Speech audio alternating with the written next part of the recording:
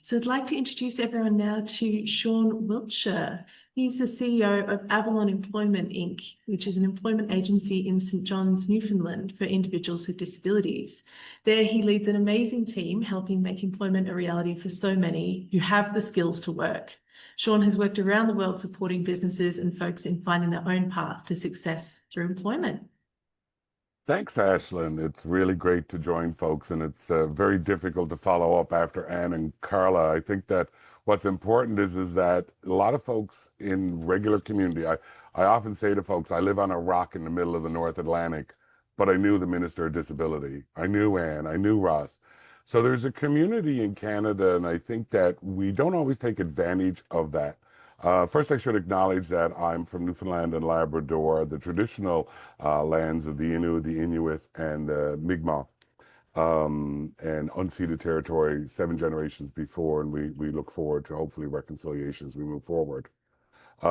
It's one of those things that, for me, has developed deeper communications and connections within my field of working with folks around the world on disability issues. The biggest thing that I found for me personally was I went the very first time to Washington to this global leadership exchange. At the time, it was IIDL and IIML, but I immediately understood that I could have a larger impact. And this was just coming off for me. I had just finished 5 years working in Bangladesh, Nepal, and India, looking for other places to sort of explore what leadership in sort of in a global context meant.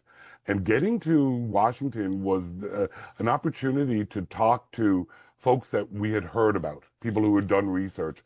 For some people in the not-for-profit or in the community sector, it's kind of like you get to meet Mick Jagger of your community. You get to have those conversations with folks that are doing innovative things. And all of a sudden, you recognize more so that you are doing innovative things. And that collaboration started. The very quickest story I want to give you is one that we're actually still writing as we move along. In Washington, I had a chance to meet up with Maureen from Canadian Council on Rehabilitation and Work, who I had met at several other things and I knew professionally. But at this event, I had a chance to see outside her world of work. I had to see a chance of what her abilities were in working with other folks in other places. And I thought to myself, I want to work with her. I want to figure out a way to do something. So we connected. And so we connected with some other folks. And over the last number of years, we've gone to a number of events and we've grown not as colleagues, but as also as friends and sharing. That thing that Ann talked about. And when you mentioned Charlie, we all know Charlie. But it gave me the opportunity to work with folks and learn who they were before I developed these partnerships, and they helped me develop these partnerships. So I had opportunity to engage with not only leaderships who are doing innovative things, but as Anne pointed out, just having that conversation of, am I off the wall here by saying this? Is this something that people could get behind? Because the best idea is just the idea that hasn't been shared yet. And having those conversations with other leaders was refreshing and renewing. But it was also something that I had to commit to.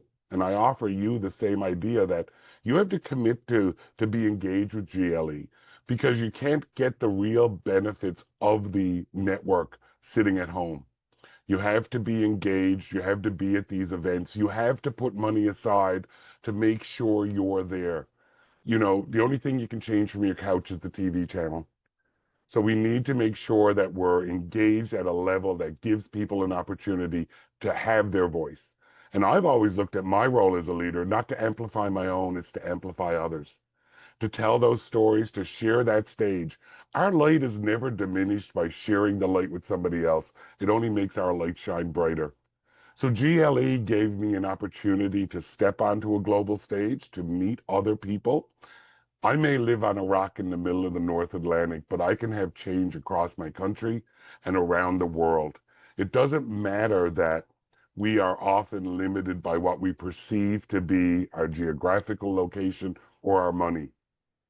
In 9 days' time, I'm going to join 4 other provinces in Nova Scotia to announce a $5 million program in Canada, in Nova Scotia, New Brunswick, Prince Edward Island, and Newfoundland, for folks who are on the autism spectrum.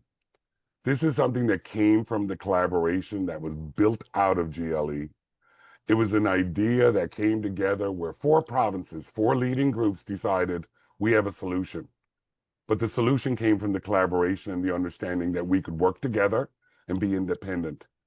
So as we go forward on this journey, it's like building a race car while you're driving down the highway at 100 miles an hour. But we work together independently. We respect each other. We understand our roles. GLE helped us with that. And that's the message I want to leave you with.